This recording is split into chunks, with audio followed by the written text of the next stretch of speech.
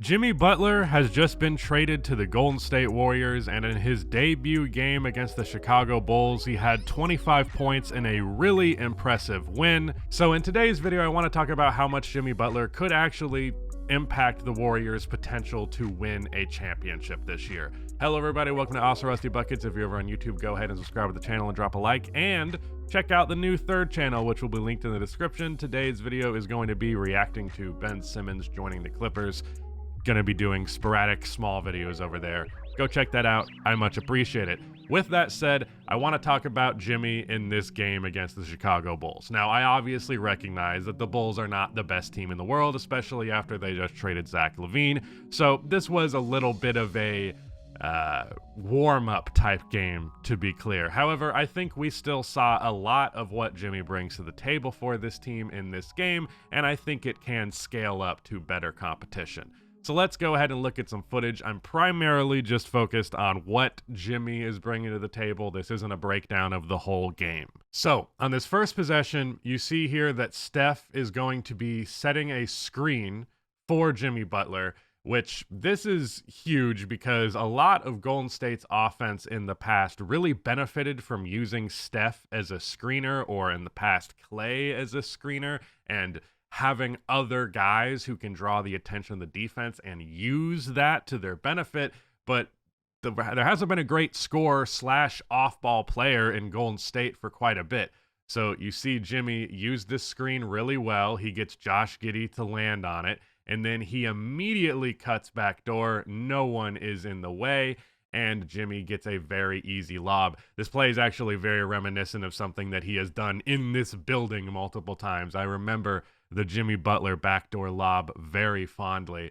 But I also want to highlight their big man at the top of the key, Quentin Post, because he can shoot the three ball, and Nikola Vucevic is notably way out of the paint on this possession because he has to worry about that. Even if he spots the lob, there's nothing he can do about that.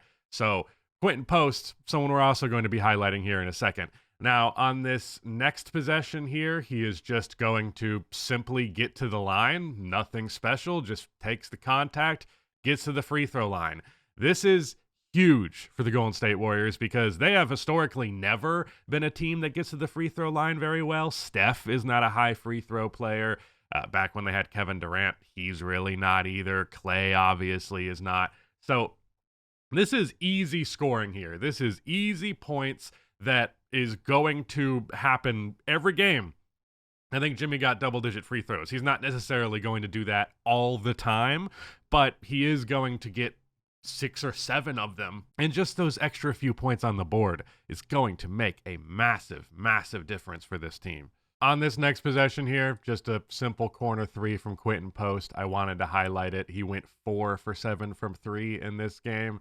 He's just kind of come out of nowhere, but if the guy can shoot threes for real at the 5 spot, that is a huge deal. On this possession, Pods throws the cross-court pass to Jimmy Butler, drives inside, and makes a really nice dump-off read to Kevon Looney. That is the first quarter, and there were 2 minutes, 45 seconds at the end of that quarter where there was no Steph and the lineup was ran by Butler. In those minutes, the Dubs scored 8 points, which is respectable. Going into quarter 2, there is still no Steph at the very start, but the Warriors would go scoreless for 3 minutes despite Jimmy setting up a lot of open shots. Healed, Pods, and Moody twice. All got open threes and bricked them. So it wasn't really Jimmy's fault, just poor shooting variance. Here we have Steph finding himself with a mismatch on Josh Giddey, and I say a mismatch even though Josh Giddey literally plays his position, but it is what it is.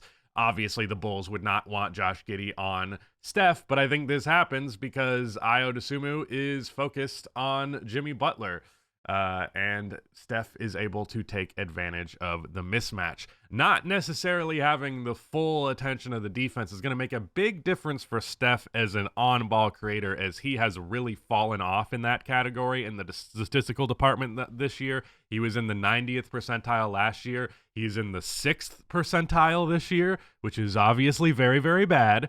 So hopefully this is something that could aid Steph in bettering his self-creation. On this next possession right here, we're just going to get Jimmy simply bullying the rookie Matas Buzelis, and he gets the and one. Nothing too complicated there, but bucket. We are going into the third quarter now. There's only one actual clip here because this was primarily just a Steph quarter. He had 24 points. I didn't show it in the highlights because it really didn't have much to do with Jimmy Butler. A lot of it happened with Jimmy off of the floor. But right here we have a possession where Jimmy gets used as the screener for Steph, and he does a great job rolling to the basket, gets the finish over Buzelis. Going into the fourth quarter, the Dubs are up 97-94, and of course, again, there is not going to be any Steph this time at the start of the fourth quarter. Right here, we get a lob from Draymond Green to Jimmy Butler for an and one as he gets good post positioning on Kevin Huerter. This is something that Jimmy does really well. It's something I've remembered fondly from when he was in Chicago.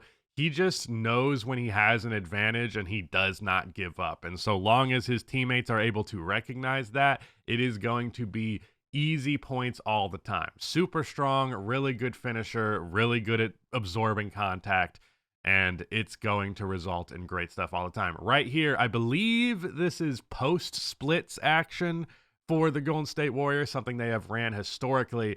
And based on the personnel, I think you would expect Jimmy to be the cutter and Pods to be the guy who pops out for the three-point shot here. But the Warriors throw the defense through a loop a little bit, and it's actually Pods who cuts back door, and he gets the layup right there. So Jimmy being used as a little bit of a decoy in that instance. Jimmy in the post, Kobe White, he is able to drive baseline, brings the help defense from Vucevic, and Ayo Dosunmu is too late on that contest, and Quentin Post hits the corner three. And we're getting another and one drive from Jimmy Butler in semi-transition, gets the contact from Josh Giddey and flips it up and one. So that's 3 and ones in this game for Jimmy. And I want to highlight, the Warriors would hold the Bulls to no field goals for the first 4 minutes of that quarter. And then offensively, they had things rolling. They would end up making a 3-point lead, a 15-point lead without Curry on the floor. And I cannot emphasize enough how big of a deal that is, because the degree in which this team relies on Steph is egregious. Now, towards the start of the year, when the Warriors were looking good, I took his lack of scoring, his lack of usage as a really positive thing, but eventually it became, well, you probably should bump up his usage to compensate for how little shot creation the team has. But as I mentioned, Steph has really fallen off in the shot creation category this year. I think he's starting to see a decline in terms of his off the bounce game. I mean, he already has seen a decline in that category, but especially so this year. And he's older. He's a guard who gets beat up all the time. It makes sense, but they don't need Steph to be the creator that he has been historically with Jimmy here. They can allow Jimmy to do a lot of the dribbling, a lot of the shot creation, getting to the free throw line, things of that nature. And Steph is empowered to be off ball now more than he has been.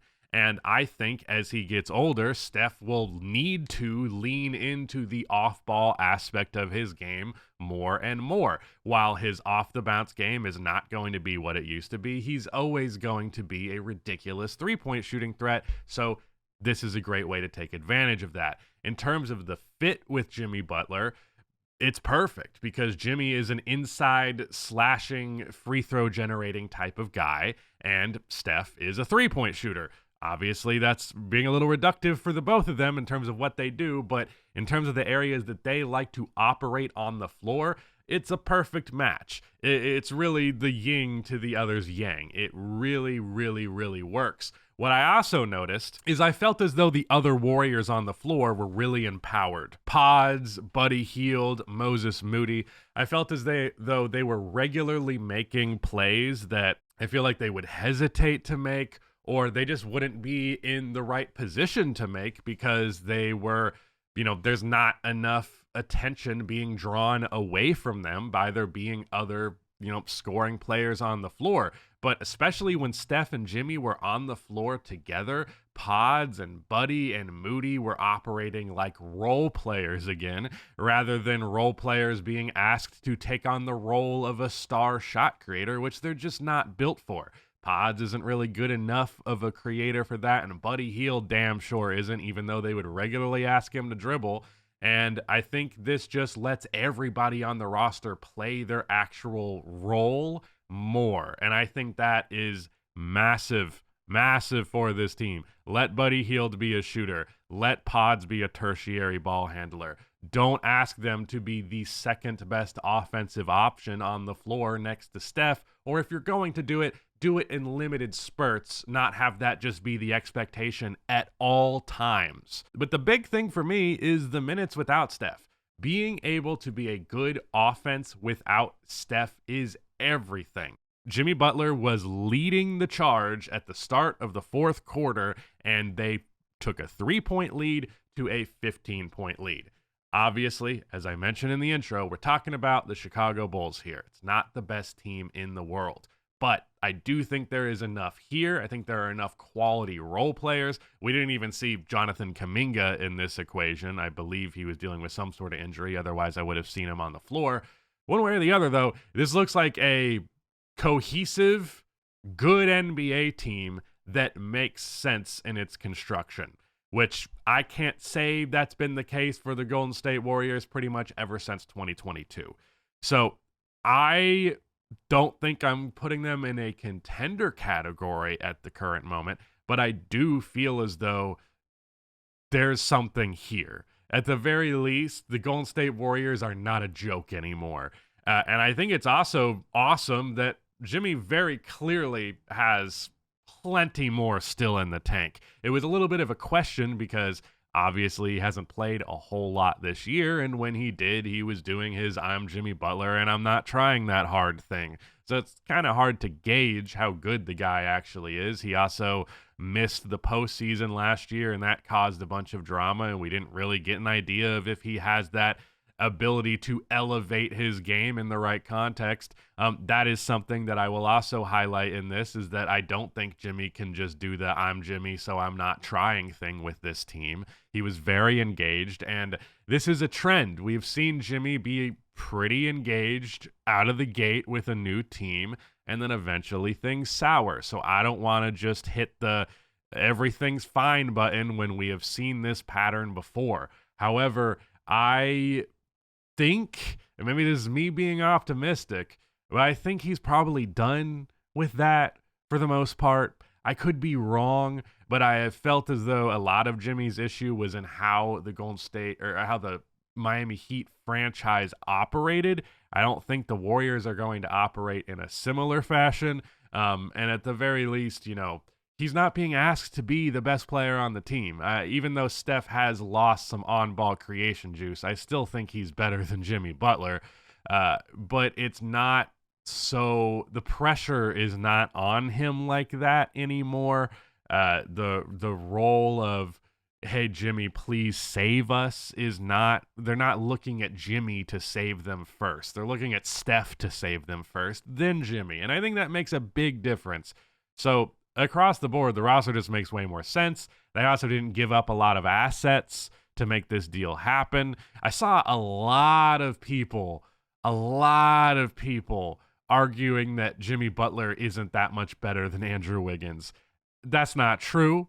And not only is it not true, in terms of what this team needs, that's especially not true, because fucking Andrew Wiggins is not getting 10 free throw attempts. All right? He's not doing that. Andrew Wiggins is not dropping multiple dimes. I don't think Jimmy got a lot of assists in this game, but he made a lot of really good passes. As I mentioned, that opening for the second quarter where he was just diming up shooters and then they just weren't making the shot. That's not his fault. But across the board, I thought Jimmy played great. I thought he did all the stuff that Jimmy is supposed to do. One thing I will highlight, the Bulls scored 70, or actually 69 points in the first half, which is not great. Although I will highlight there was also a lot of super hot shooting from Kobe White, as well as, what's the name of the backup center on the Bulls who shoots threes? Not Smith.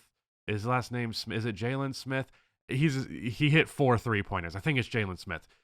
Anyways, defense maybe didn't blow my mind. There was obviously that stretch for the fourth quarter where it looked good, but I don't think there's too much to be concerned about. It really just did feel like hot shooting on the Bulls end for the most part. There was definitely no egregious defensive possessions, and when the game mattered at the most towards the end, they locked up extremely well. So I'm confident the Warriors can still be a very good defense, and I think the offense is at least at a point where it can be in the top 10. To be honest, this all comes down to how much Jimmy empowers Steph. If Steph isn't close to the superstar conversation, because he hasn't been this year, then we don't need to bother this. Are they contenders? Are they not? The answer is they're not, because I just don't think Jimmy is going to have that superstar edge. So if Steph's not bringing that to the table, that's probably the end of the conversation. But I was very encouraged by what I saw in the Bulls game, especially because it's not like this guy has played with this team a whole lot. I don't even know if they got a practice in before this game went down, and it looked like this team had been together playing this way for years. That's awesome. And I look forward to watching Warriors games now, which is especially awesome. Steph is my favorite active player. I have been praying just for him to get a little bit of offensive help for the past 2-ish years, and I'm very glad to see that come to fruition.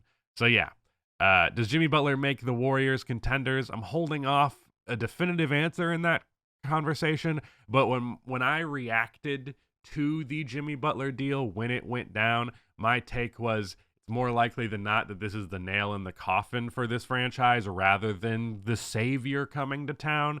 But I feel like this is the savior coming to town odds. I feel a little bit higher on those odds now than I did when I was actually just dissecting the trade. Actually seeing it on the floor in this game, it was about as picture perfect as it could have been. So we'll see. I will obviously be updating you guys. I'm probably going to do a X trade 1 month later video for all of the major moves of the deadline. But until then, we'll see how the Warriors do with Jimmy Butler. Thank you so much for watching this video. Again, go check out that third channel. Go check out the newest main channel video, because unfortunately, the Luka trade happened right after that video went down and completely stole all of our thunder. So if you want to see a breakdown of the history of the Los Angeles Clippers, which is a very interesting history, there are details in there that you wouldn't even believe. KFC is involved. So yeah. Go check that out. Thank you so much for watching, and bye.